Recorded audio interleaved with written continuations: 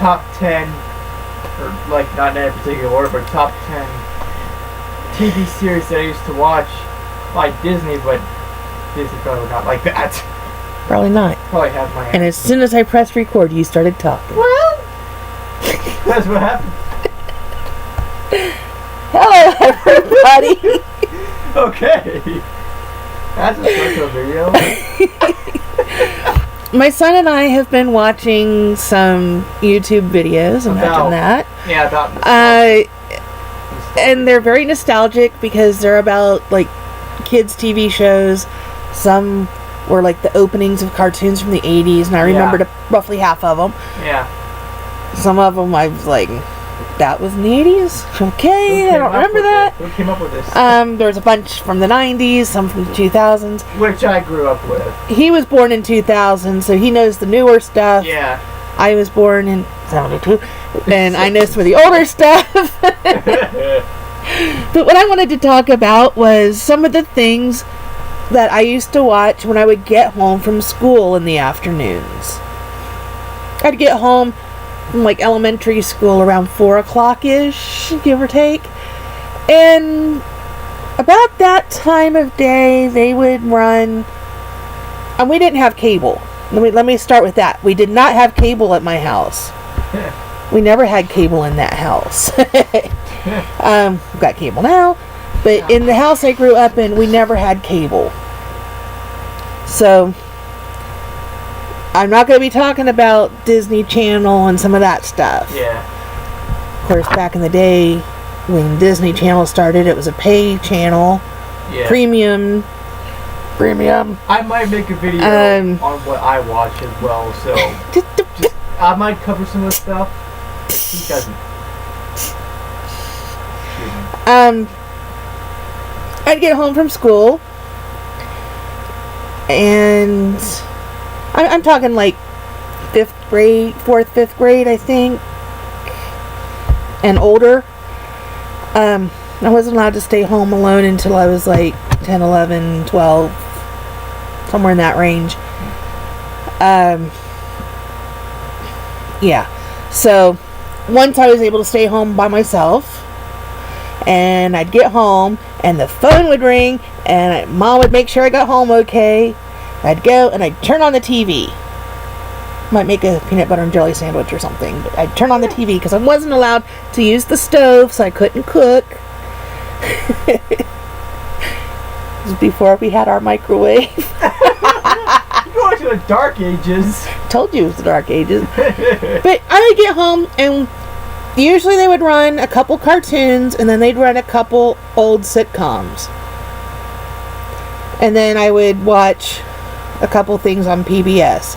So I had a mixture of things I'd like to watch. But usually I would watch, this is in Dayton, Ohio, when I was growing up. Well, Dayton TV channels. I didn't actually live in Dayton at the time. I don't live there now either. Anyway, I would watch Channel 22, which at that point in time was the NBC affiliate. Of course, the 4 to 6 block was their programming. Or maybe it was 3 to 6. I don't know. There used to be a show called Clubhouse 22, which I was actually on it. Pretty cool. My Girl Scout troop went, and it was like the local TV channel did it. And my Girl Scout troop went, my Brownie troop. We went on a Wednesday, which happened to be our troop meeting day, which is pretty cool. And if you were there on Wednesday, the Wednesday audience got to stay and record the Saturday show. Oh, wow. Yeah, it was cool. And we had Dr. Creep and Duffy the dog and Joe. I think his name was Joe Smith. God, it's been years. I mean, I was like in 3rd grade when we went and did this. But during Clubhouse 22, they would show cartoons. There might be an episode of Tom and Jerry. There might be an old Mickey Mouse. There might be just random short cartoons. And in between, the host and the other characters would do their little spiel, and then we'd do things with the audience, the kids in the audience, and it was fun. We really had a good time. I was scared to death, and I sat like this, hunched down behind people the whole time, but it was neat. And I remember doing that. And then once I was able to stay home, Clubhouse 22, they did away with it for some reason. I don't know why. Kind of sucks that they did, because that was such a fun experience. Do any channels do that anymore, where they have a kids show that actually interacts with the kids in the local area? Not that I know of. I don't think they do anymore, because there's so many specialized channels now that do kids programming. That's sad. Because you don't really get kids programming on your regular network channels anymore. Yeah. Which is sad. Yeah. Anyway, I would get home from school, turn on the TV, and I would get to watch Scooby-Doo! Yeah! I love Scooby-Doo! Woohoo! Scooby-Doo, where are you? And then for a while you'd get only a half hour of Scooby-Doo, and then when they would move things around, sometimes you got an hour of Scooby-Doo. I loved it when they did the hour ones, because then you got the Scooby-Doo movies where they brought in Batman or the Harlem Globetrotters or whatever. Yeah. Weird combinations of people. Uh-oh, the power just went out. Ah! The power was back on. That was weird. Okay. Let's do a part 2 of this or something. No, I'm still recording. Some weird things happen. I'm still recording because it's the laptop. It's got battery. Yeah. And then I would a lot of times watch G.I. Joe. Watched a lot of G.I. Joe. And the printer's having a seizure. Yeah, well. It's the printer. Yeah. And then we would watch, like, the Brady Bunch. Sometimes it's Beverly Hillbillies. Sometimes we'd get, I think we watched I Dream of Jeannie. Just some of the half-hour sitcoms of the day. Usually Brady Bunch was part of it. Gilligan's Island was another one we watched a lot. And then at like 6 o'clock in the evening, because that would take us up to 6 o'clock when the news came on. I didn't want to watch the news. Yeah. So I would I would turn the channel to PBS, which was channel 16 in Dayton. Still is, as far as I'm aware. WPTV.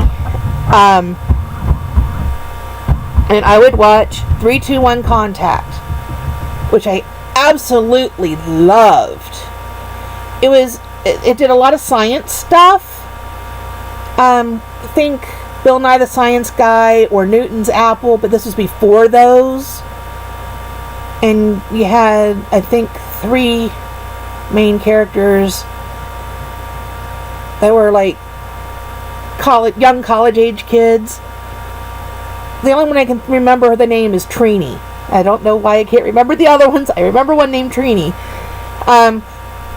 And every episode they would have the Bloodhound Gang. And they would solve a mystery. And usually they would take 3 to 5 episodes to spell out the whole mystery. And it's pretty cool. They could get it done within the week of episodes. Mr. Bloodhound isn't here. And I remember one where it was a mystery and there was a ghost, and the ghost was formed by moths using pheromones. And that's what I learned about pheromones. But yeah, it was pretty neat reminiscing about some of this stuff. Yeah. Hopefully I will figure out how to add clips and things, and if I do a future video, because I can talk about what I used to watch on Saturday morning 24/7. I'm going to talk about what I watch now, Yeah. which isn't much. YouTube. Oh. Yeah. But anyway, if I can figure out how to add clips and things, I will try to do some other similar type videos. If you like it, give me a like, make a comment, subscribe, join the notification squad. You know, all those fun little things. I might